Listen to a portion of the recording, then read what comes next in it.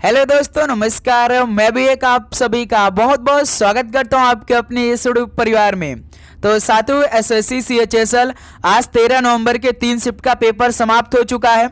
तो जिस तरह से GS, current affair, English, math और रीजनिंग के सवाल पूछे गए थे, तो आने वाले शिफ्टों में किस तरह के और किस लेवल के सवाल पूछे जा सकते हैं, तो आज की इस क्लास में डिस्कस करने वाले हैं। तो कल जिस तरह से जीएस ने सभी को परेशान किया, तो आज मैथ के पोर्शन ने सभी स्टूडेंटों को परेशान किया है।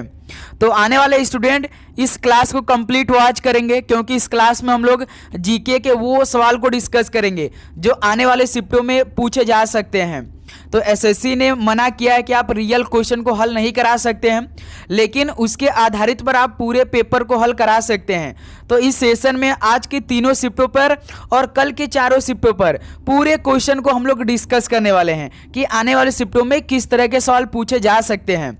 तो इस क्लास में टोटल 60 क्वेश्चन को डिस्कस करेंगे, और जिनका आने वाले शिफ्ट में एग्जाम बाकी है, ये सारे सवाल को आप अच्छी तरीके से तैयार करेंगे। काफ़ी आपको फायदा होने वाला है, और इस क्लास से आपको आइडिया लगने वाला है कि सवाल का लेवल कैसा पूछा जा सकता है और किस तरह से हमें तैयार करना है, क्योंकि आपका पेपर 30 नवंबर तक होने वाला है। ये बात याद रखिएगा। तो साथियों, जिनका भी पेपर अभी बाकी है, तो इस क्लास को कंप्लीट वॉच करिएगा, आपको काफ़ी बेनिफिट होने वाला है इस क्लास से। ओके मेरे दोस्त, तो चलिए बिना टाइम वेस्ट करते हुए इस पेपर को हल करते हैं। लास्ट में आप लोग अपना स्कोर बताइएगा, और प्लस आपका एग्जाम कहाँ पड़ा है और किस डेट को पड़ा है, क्योंकि हमें आपको क्लास प्रोवाइड करना है। ओके, तो देखेंगे आज का पहला प्रश्न। IIFA international Indian film academy 2025 कहाँ आयोजित किया गया था? तो भाई ये सवाल आपके किसी न किसी शिफ्ट में जरूर पूछा जाएगा, आईफा वाला, कि 2025 में कहाँ आयोजित किया गया था। तो याद रखिएगा, जयपुर राजस्थान में किया गया था। तो पहले का ऑप्शन ए यहां से बिल्कुल राइट आंसर हो जाएंगे।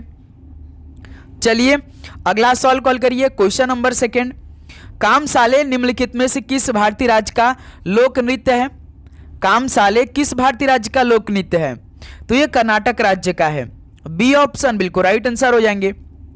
चलिए अगला सवाल कॉल करिए। क्वेश्चन नंबर 3, ख्याल के प्रतिपादक के रूप में पंडित भीमसेन जोशी किस संगीत घराने से संबंधित थे? बताइए, ख्याल के प्रतिपादक के रूप में पंडित भीमसेन जोशी किस संगीत घराने से संबंधित थे? तो याद रखिएगा, किराना घराने से संबंधित थे।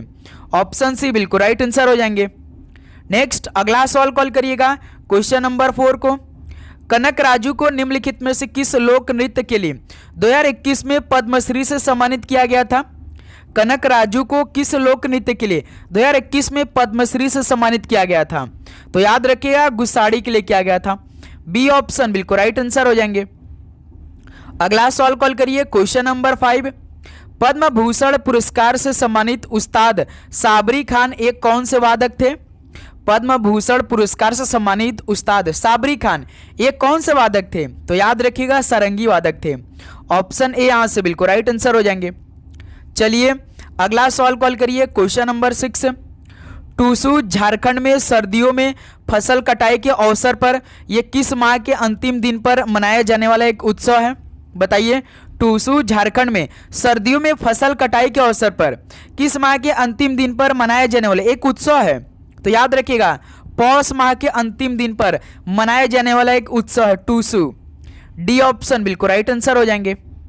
चलिए अगला सवाल कॉल करिए। क्वेश्चन नंबर 7, निम्नलिखित में से कौन सा गोवा का मानसून कीचड़ उत्सव है? कौन सा गोवा का मानसून कीचड़ उत्सव है? याद रखिएगा, चिकल कालो है। ऑप्शन सी बिल्कुल राइट आंसर हो जाएंगे। अगला सवाल कॉल करिए। क्वेश्चन नंबर 8, गारो जनजाति का संबंध भारत के किस क्षेत्र से है? गारो जनजाति का संबंध तो भारत के मेघालय राज्य से संबंधित है, लेकिन इसमें किस क्षेत्र से पूछा है? तो क्षेत्र की बात करेंगे तो उत्तर पूर्वी क्षेत्र से संबंधित है। ऑप्शन सी बिल्कुल राइट आंसर हो जाएंगे। अगला सवाल कॉल करिए। क्वेश्चन नंबर 9, हॉकी की गेंद का मानक वजन कितना होता है? हॉकी की गेंद का मानक वजन कितना होता है? याद रखिएगा, 163 ग्राम से लेकर 156 ग्राम तक। बी ऑप्शन बिल्कुल राइट आंसर हो जाएंगे।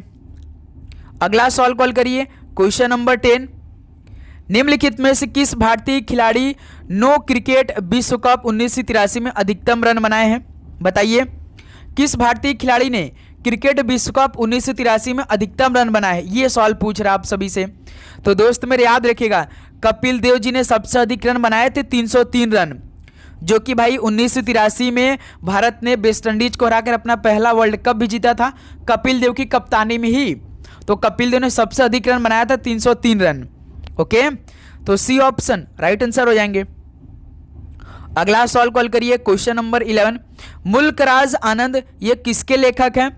मुल्कराज आनंद किसके लेखक हैं? याद रखिएगा, अनटचेबल के लेखक हैं। बी ऑप्शन बिल्कुल राइट आंसर हो जाएंगे। अगला सवाल कॉल करिएगा, क्वेश्चन नंबर 12। राष्ट्रीय हैंडलूम दिवस कब मनाया जाता है?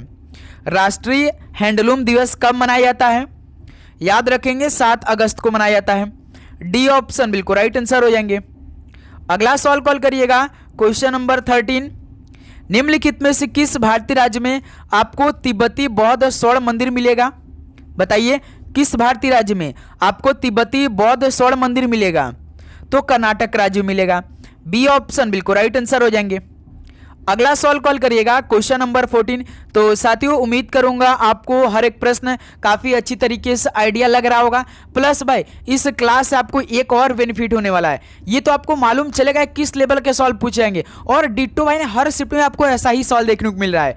कल के चारों शिफ्टों में इसी लेवल के सवाल पूछे गए थे और आज के जो 3 शिफ्ट आपके कंप्लीट हुए इन्हीं के आधारित पर सवाल पूछे जा रहे हैं। तो इस क्लास आप आइडिया जरूर लगाइएगा और आप चैनल को जरूर सब्सक्राइब करिएगा, क्योंकि भाई आपका जब तक एग्जाम समाप्त नहीं हो जाता तब तक हम आपको क्लास प्रोवाइड करने वाले हैं। तो अपना एग्जाम डेट हमें कमेंट करके जरूर बताइएगा। ओके, भारतीय सुदूर संवेदन संस्थान की स्थापना कहाँ हुई थी? भारतीय सुदूर संवेदन संस्थान की स्थापना कहाँ हुई थी? तो देहरादून में हुई थी। ऑप्शन सी बिल्कुल राइट आंसर हो जाएंगे। अगला सवाल कॉल करिए, क्वेश्चन नंबर 15। दुनिया का सबसे बड़ा यूरेनियम उत्पादक देश कौन सा है? दुनिया का सबसे बड़ा यूरेनियम उत्पादक देश कौन सा है? याद रखिएगा, कजाकिस्तान है। बी ऑप्शन बिल्कुल राइट आंसर हो जाएंगे। अगला सवाल कॉल करिएगा, क्वेश्चन नंबर 16। 97वीं राष्ट्रीय उद्यान कौन सी? ये करंट अफेयर के सवाल हैं। 97वीं राष्ट्रीय उद्यान कौन सी है? उसका नाम क्या है? याद रखिएगा, रातापानी राष्ट्रीय उद्यान है। तो बी ऑप्शन यहाँ से बिल्कुल राइट आंसर हो जाएगा। मान लीजिए आपसे 58 नंबर का पूछ देगा तो याद रखिएगा 58 नंबर का माधव राष्ट्रीय उद्यान है। यदि आपसे पूछेगा कि 98वीं राष्ट्रीय उद्यान बताइए कौन सा है, तो माधव राष्ट्रीय उद्यान है, जो कि मेरे दोस्त एमपी में स्थित है। ओके, और जो रातापानी राष्ट्रीय उद्यान है ये भी तो आपका एमपी में स्थित है। ओके, गिर वन आपका गुजरात में है। काजीरंगा राष्ट्रीय उद्यान बताइए किस राज्य में है? चलिए ये सवाल आपके लिए होमवर्क है, ये काफ़ी फेमस है काजीरंगा राष्ट्रीय उद्यान। तो बताइए किस राज्य में स्थित है? क्वेश्चन नंबर 17 कॉल करिए। भारत को विश्व की तीसरी सबसे बड़ी अर्थव्यवस्था बनाने का लक्ष्य कितने वर्ष का है?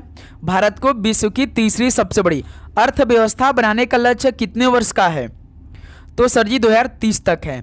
ऑप्शन सी बिल्कुल राइट आंसर हो जाएंगे। अगला सवाल कॉल करिए, क्वेश्चन नंबर 18। रविंद्रनाथ टैगोर ने किस वर्ष में शांति निकेतन संस्थान शुरू किया? रविंद्रनाथ टैगोर जी ने किस वर्ष में शांति निकेतन संस्थान शुरू की? तो सर जी 1901 में। बी ऑप्शन बिल्कुल राइट आंसर हो जाएंगे।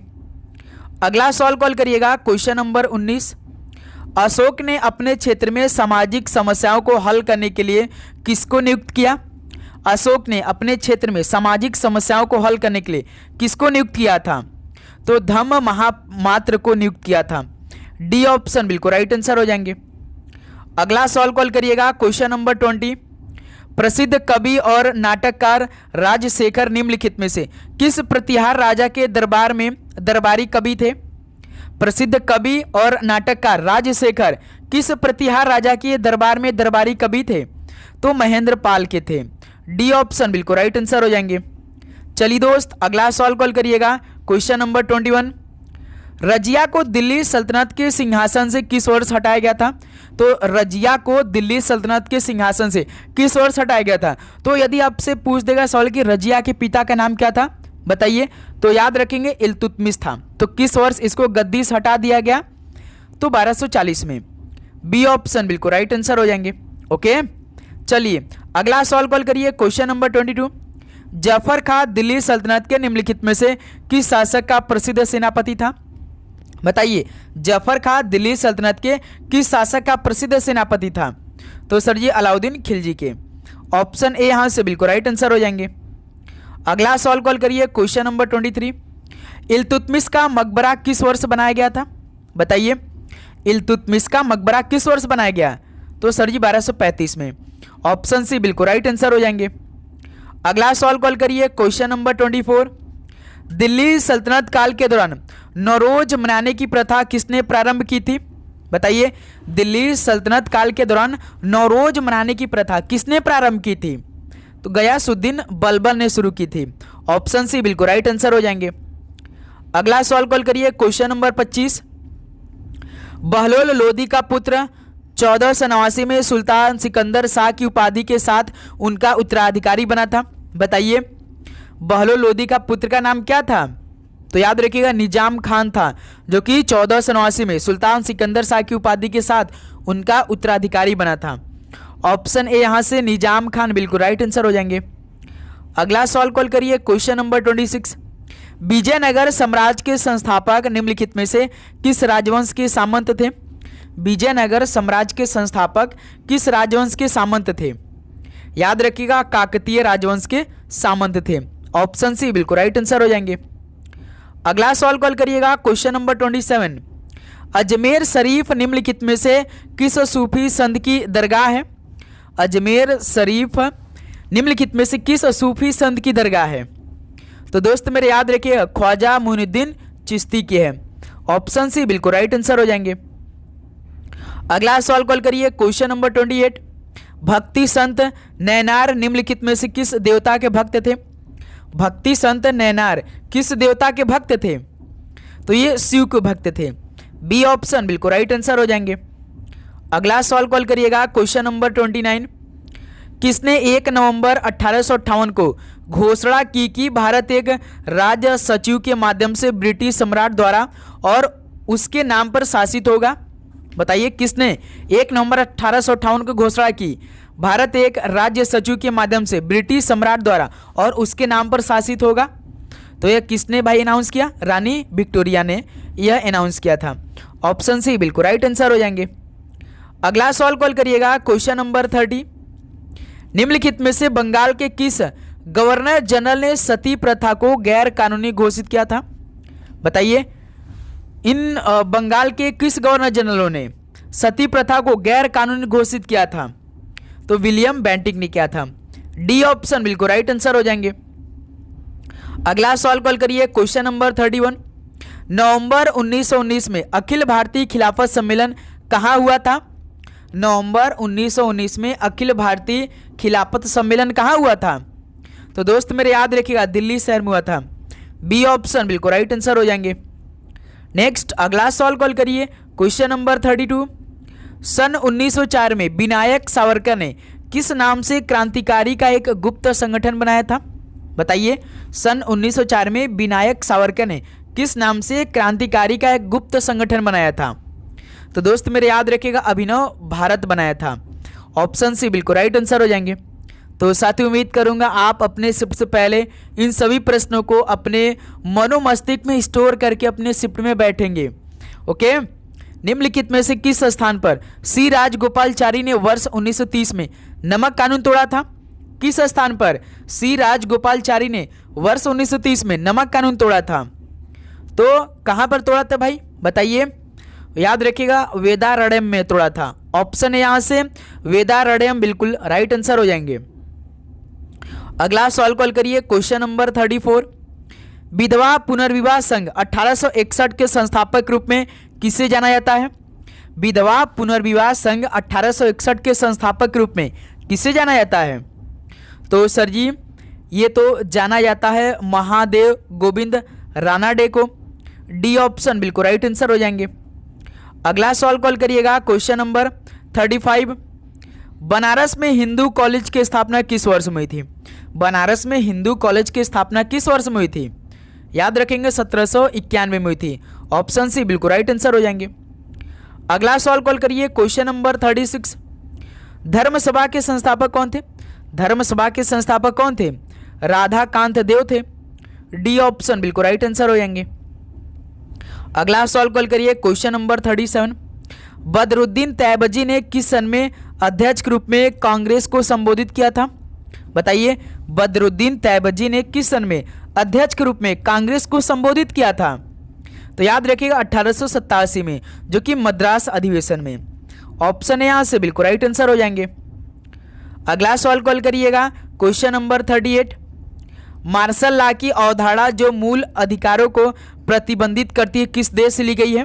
बताइए, मार्शल लॉ की अवधारणा जो मूल अधिकारों को प्रतिबंधित करती है तो किस देश से ली गई है? तो ये यूके से ली गई है। बी ऑप्शन बिल्कुल राइट आंसर हो जाएंगे। अगला सवाल कॉल करिए, क्वेश्चन नंबर 39। भारत के संविधान की किस अनुसूची में दल बदल के आधार पर विधायक की निर्हरता के प्रावधान है? बताइए, भारत के संविधान की किस अनुसूची में दल बदल के आधार पर विधायक की निर्हरता के प्रावधान है? तो ये अनुसूची 10 में है। ऑप्शन ए यहां से बिल्कुल राइट आंसर हो जाएंगे। अगला सवाल कॉल करिए, क्वेश्चन नंबर 40। भारत के संविधान के किस अनुच्छेद में कहा गया है कि प्रधानमंत्री की नियुक्ति भारत के राष्ट्रपति द्वारा की जाएगी? बताइए, भारत के संविधान के किस अनुच्छेद में यह कहा गया है कि प्रधानमंत्री की नियुक्ति भारत के राष्ट्रपति द्वारा की जाती है? तो अनुच्छेद 75 में कही गई है। डी ऑप्शन बिल्कुल राइट आंसर हो जाएंगे। अगला सवाल कॉल करिएगा, क्वेश्चन नंबर 41। हिंदू उत्तराधिकारी अधिकारी 1956 में एक संशोधन किस वर्ष में पारित किया गया था? बताइए, हिंदू उत्तराधिकारी अधिकारी 1956 में एक संशोधन किस वर्ष में पारित किया गया था? याद रखेंगे 2005 में पारित किया गया था। बी ऑप्शन बिल्कुल परफेक्ट आंसर हो जाएंगे। अगला सवाल कॉल करिएगा, क्वेश्चन नंबर 42। भारतीय संविधान के अनुसार सरकार के कितने अंग हैं? भारतीय संविधान के अनुसार सरकार के कितने अंग हैं? तो 3 अंग होते हैं भाई। डी ऑप्शन बिल्कुल परफेक्ट आंसर हो जाएंगे। अगला सवाल कॉल करिए, क्वेश्चन नंबर 43। भारतीय संसदीय समूह की स्थापना किस वर्ष हुई थी? भारतीय संसदीय समूह की स्थापना किस वर्ष हुई थी? याद रखेंगे 1949 को हुई थी। बी ऑप्शन यहां से राइट आंसर हो जाएंगे। अगला सवाल कॉल करिए, क्वेश्चन नंबर 44। निम्नलिखित में से कौन सी गोदावरी नदी की सहायक नदी नहीं है? जैसे प्राणहिता, ये भाई गोदावरी नदी की सहायक नदी है। मांजरा भी है, पुरड़ा है, लेकिन माही नहीं है भाई। ये ऑप्शन है यहां से बिल्कुल राइट आंसर हो जाएंगे। अगला सवाल कॉल करिएगा, क्वेश्चन नंबर 45।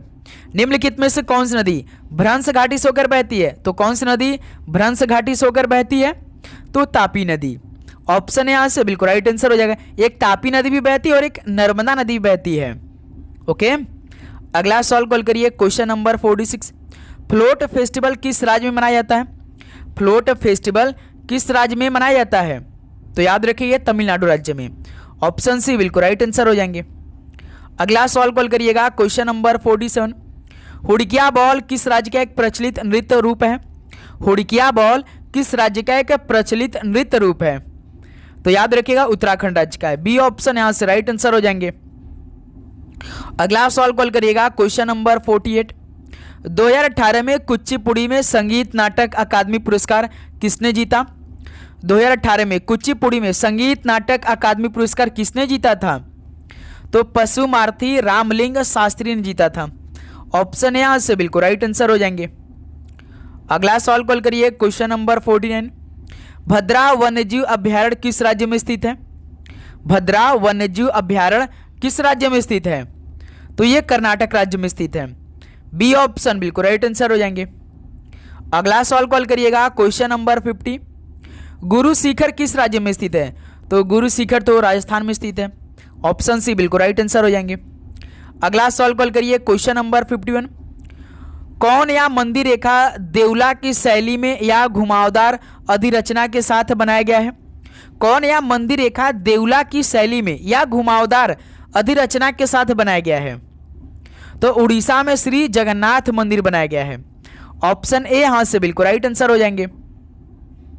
अगला सवाल कॉल करिए, क्वेश्चन नंबर 52। निम्नलिखित में से कौन सी बेलारूस की राजधानी है?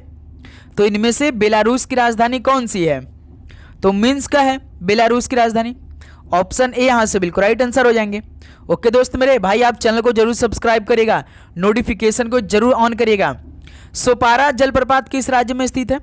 सोपारा जलप्रपात ये महाराष्ट्र राज्य में स्थित है। ऑप्शन सी बिल्कुल राइट आंसर हो जाएंगे। अगला सवाल कॉल करिएगा, क्वेश्चन नंबर 54। सूर्यधार झील किस राज्य में स्थित है? बताइए, सूर्यधार झील किस राज्य में स्थित है? तो ये उत्तराखंड राज्य में स्थित है। बी ऑप्शन बिल्कुल राइट आंसर हो जाएंगे। अगला सवाल कॉल करिए क्वेश्चन नंबर 55। उत्तर और दक्षिण भारत को कौन सी पर्वत श्रृंखला पृथक करती है? उत्तर और दक्षिण भारत को कौन सी पर्वत श्रृंखला अलग करती है? पृथक का मतलब अलग, तो विंध्य पर्वत श्रृंखला अलग करती है। ऑप्शन सी बिल्कुल राइट आंसर हो जाएंगे। ओके, अगला सवाल कॉल करिए क्वेश्चन नंबर 56। भारत को अपना केंद्रीय बैंक किस वर्ष मिला? भारत को अपना केंद्रीय बैंक किस वर्ष मिला था? तो याद रखिएगा 1935 में मिला था। बी ऑप्शन राइट आंसर हो जाएंगे। अगला सवाल कॉल करिए क्वेश्चन नंबर 57। वर्ष 1896 में प्रथम ओलंपिक खेल किस देश में आयोजित किए गए थे? वर्ष 1896 में पहला ओलंपिक खेल किस देश में आयोजित किया गया था? तो सर जी ग्रीस में किया गया था। डी ऑप्शन राइट आंसर हो जाएंगे। अगला सवाल कॉल करिए क्वेश्चन नंबर 58। डर्बी ट्रॉफी निम्नलिखित में से किस खेल से संबंधित है? डर्बी ट्रॉफी किस खेल से संबंधित है? तो ये रग्बी से संबंधित है। ऑप्शन सी बिल्कुल राइट आंसर हो जाएंगे। अगला सवाल कॉल करिए क्वेश्चन नंबर 59। किस राज्य के पश्चिमी भाग में शुष्क मिट्टी विकसित होती है? किस राज्य में पश्चिमी भाग में शुष्क मिट्टी विकसित होती है? तो राजस्थान में। ऑप्शन सी बिल्कुल राइट आंसर हो जाएंगे। चलिए लास्ट क्वेश्चन हल करिए आज की सेशन का। भारतीय संविधान का कौन सा अनुच्छेद लोकसभा के सदस्य होने की योग्यता निर्धारित करता है? तो भारतीय संविधान का कौन सा अनुच्छेद लोकसभा के सदस्य होने की योग्यता को निर्धारित करता है? तो अनुच्छेद 84 करता है। बी ऑप्शन यहाँ से बिल्कुल राइट आंसर हो जाएंगे। तो दोस्त मेरे ये 60 क्वेश्चन कंप्लीट हो गए। तो भाई आप 60 के 60 क्वेश्चन आप जरूर अपने दिमाग में स्टोर करके बैठेंगे अपने शिफ्ट में, और इसी टॉपिक से इसी लेवल के क्वेश्चन आप तैयार करेंगे। ओके दोस्त मेरे, यदि आपको किसी भी प्रकार का दिक्कत आ रही हो तो कमेंट बॉक्स में जरूर पूछेगा, और आपका एग्जाम कब है किस डेट को कमेंट करके हमें जरूर बताइएगा। ओके दोस्त मेरे, तो चलिए इस क्लास को यहीं पर समाप्त करते हैं। और भाई याद रखिएगा शाम में आपको एक और नया क्लास मिलेगा, उसको तो भाई आप जरूर अटेम्प्ट करेंगे। 7:05 पे आपको क्लास देंगे जो कि आज के चारों शिफ्टों के आधार पर पूरे पेपर का हल करेंगे हम लोग। ओके, तो इस पेपर को आप जरूर हल करिएगा अपने शिफ्ट से पहले, ठीक है। तो चलिए इस पेपर को यहीं पर समाप्त करते हैं। मिलते हैं साथ ही शाम में 7:05 पे एक पूरे पेपर के साथ। वो क्लास आप मिस नहीं करेंगे, तो इसलिए भाई नोटिफिकेशन को आप ऑन करिए। तो सभी को जय हिंद जय भारत। आपके एग्जाम के लिए बेस्ट ऑफ लक। आपका पेपर बहुत अच्छा जाएगा कि आपका मेहनत इस बार बहुत हुआ है। तो सभी को जय हिंद जय Bharat, all the very best, धन्यवाद।